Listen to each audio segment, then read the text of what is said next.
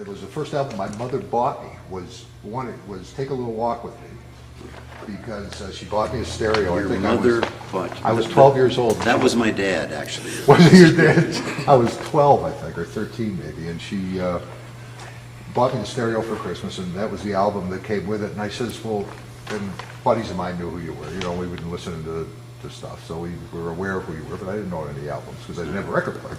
Right. And it was a record player. And she says, well, he just looked so handsome on that cover. All right, it works. It works. Yeah. After all, I was never sure Well, you got my whether money. those album covers were worth Hey, anything. all the Italian ladies go for you. What can I tell you? Okay, You let me know when. all right. As soon as I put my headsets on, I think I'm good. And I'm good anytime, John. Okay. One of the things I wanted to ask you about was what made you pick up a guitar to begin with? It seemed like a good way to meet girls. And anybody that tells you different is lying. That's why Eric learned to play the guitar. That's why everybody learns to play the guitar. I'm sorry, please. Okay. Ready? Yeah. Okay. Well, the question is, what made you pick up a guitar to begin with? Well, I thought it was a good way to meet girls. And my theory is anybody that tells you a different story is lying. Eric learned to play the guitar to meet girls. I'm sure.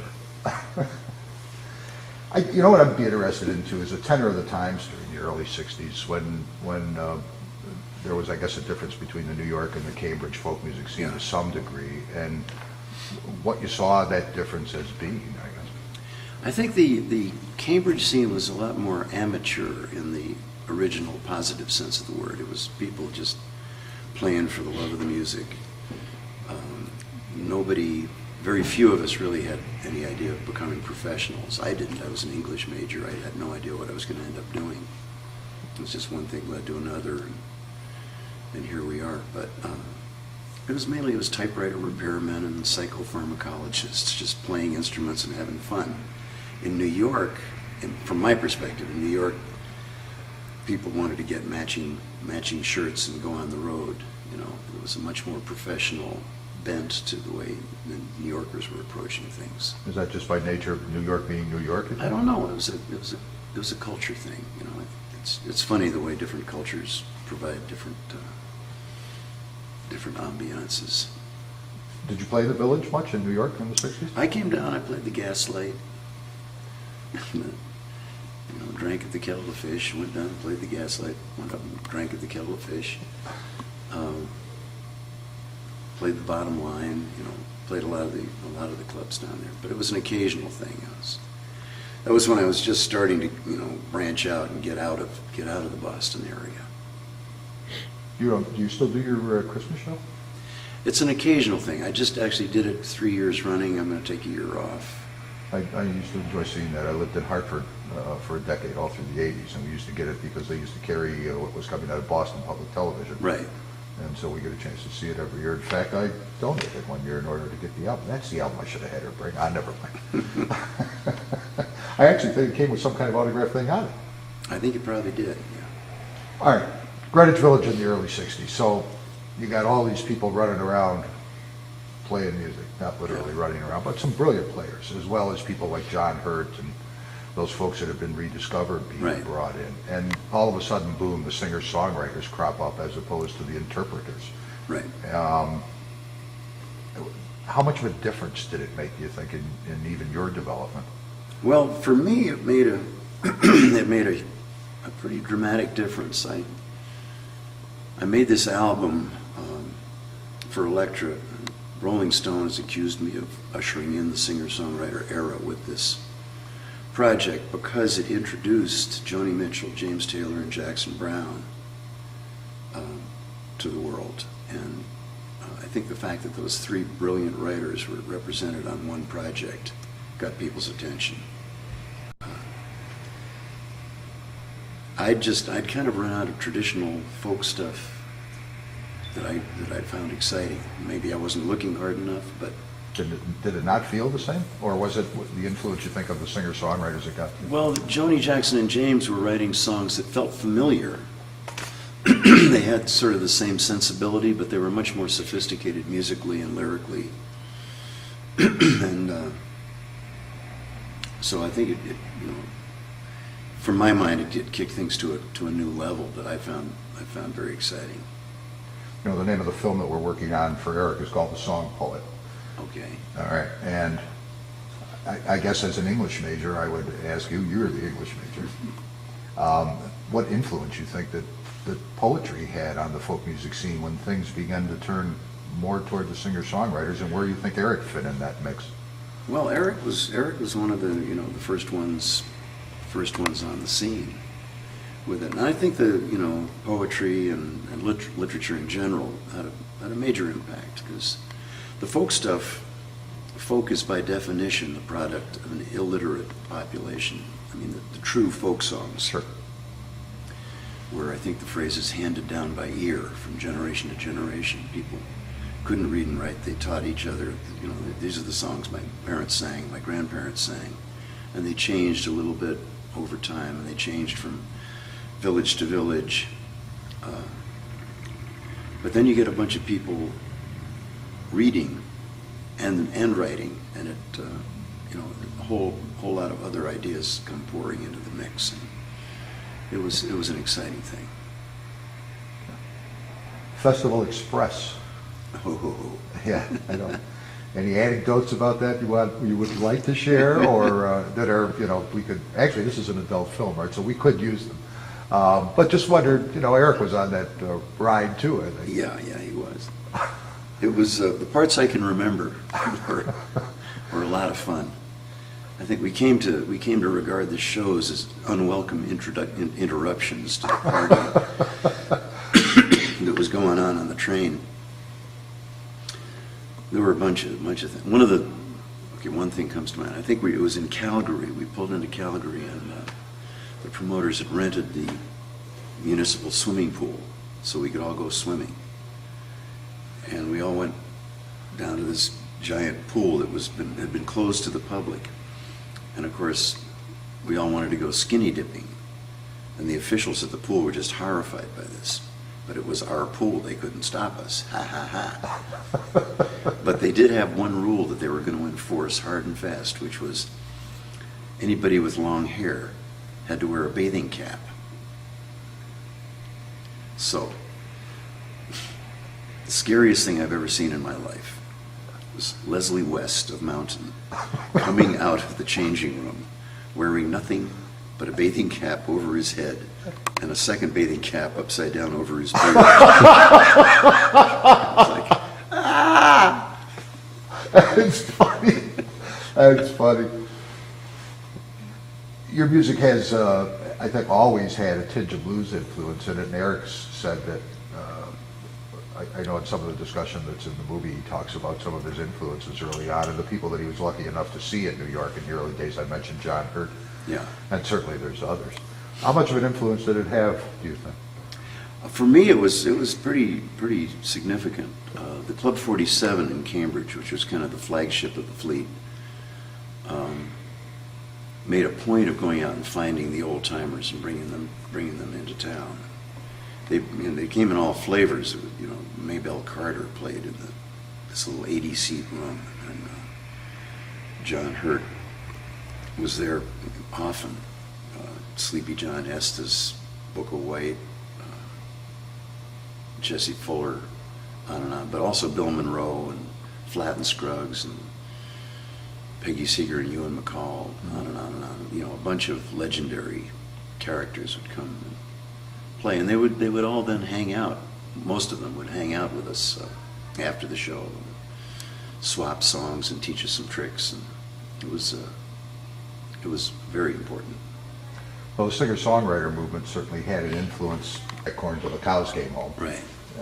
And then the people that were going in the other direction.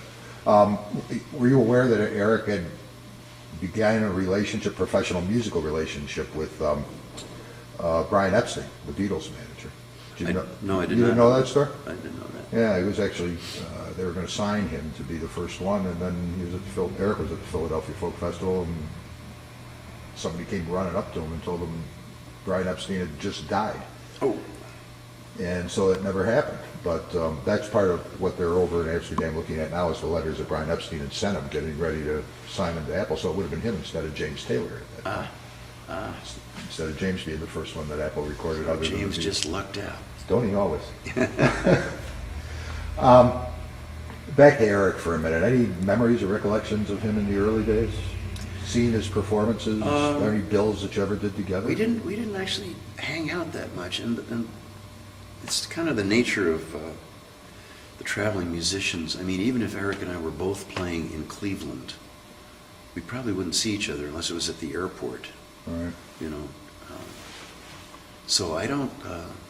I did see him perform. He's a great performer. I don't have to say that, but I didn't see a lot of his performances. We did. Arthur Gorson Sure. was our manager, and we bump into each other there. Arthur also managed Phil Oakes, who was worth a lot of stories. I like Phillips. I got to know Sonny a little bit after he passed away. I saw Arthur Gorson one morning in terrible shape. I said, "What's the matter, Arthur?" And he said, "Oh, I was up all night." Phil called me at 3 a.m. He has to be on a plane at 7 to go to Montreal. He's left his guitar at the Gaslight. He left his passport and his air tickets in the Kettle of Fish. Lost his apartment keys and swallowed his contact lenses. And that was just typical Tuesday. And that was just Tuesday. All right, I'd like to get, I guess, one last thing, maybe take a minute and talk about it. Just your perspective on there's folks like yourself and Eric certainly and Tom Paxton. I mean, there's some people who the intimacy of a single performer with a single guitar just standing there performing is something that I think still has tremendous value, and I think people love to hear it regardless of their age, especially when it's someone of your caliber and it's done as well as it's done. What's your sense of that? I mean, how did you not? I know you worked with a band for a while, and you had a darn good one actually that you had together for quite a few years. But several really good I bands. mean, you began as a solo artist. I and did, You're and almost I- back to doing that again. Then I started working with Fritz Richmond on Washtub bass, and then gradually, I think I ended up with 5 guys on stage: a sound man, a road manager, a truck full of gear. But it just got to be too much. I mean, it was partly a logistical thing. Traveling, our sainted managers and agents had me with these 5 guys playing on consecutive nights in this order. It was New York, Los Angeles, Boston, San Francisco, Philadelphia on consecutive nights. Those are long drives. Yeah. It's a lot of bribes to sky caps is what it was. Do you feel something different as a performer when you're just solo by yourself and you're Oh, yeah. working with an audience that's Yeah. just, you can hear a pin drop? I've just started working with this young fellow, Matt Nakoa, on keyboards, and he's magic. He looks like he's 12, but I think he's 30. But he's really talented, and it's a lot of fun working with him. Working solo is it's a very different thing because you are, every second, you are the show. There's nobody to hide behind. There's nobody taking a solo while you catch your breath. Sure. It's you are in the light every second, and so it's intense, and it's a fun thing to be able to hold an audience and engage them, and draw them in. Does it reward you in a different way? Yeah, I think so. It is, as you suggest, a more intimate experience. The challenge gets to be when you're in Symphony Hall or a larger venue, trying to make it feel like a living room. And that's the trick to it. You Sure. can't really do it with jumbotrons on either side of the stage. It doesn't work. For the bigger venues, you need to have more muscle, make more noise. Sure. But I do enjoy the solo shows. I have a DVD, I think, of Judy Collins and you and Eric, I think, are on the same bill. Didn't she do a concert that you played on with her? I've hired Judy to do some shows with me, and she's hired me to do shows with her. A few years back, you and Eric were both on the same concert stage with her. I think it might have been one of her Wildflower It could have been. concerts. Could have been. She called that series Wildflowers. I remember doing one with Arlo. It was Arlo, yeah, Arlo and Eric and myself and Judy out in California. That's a great piece of history. I enjoy watching that. I looked at it not all that long ago.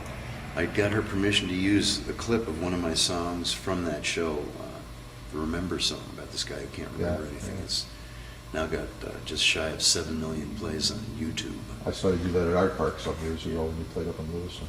and that's where that video clip came from. That From Wildflowers that? show. Yeah.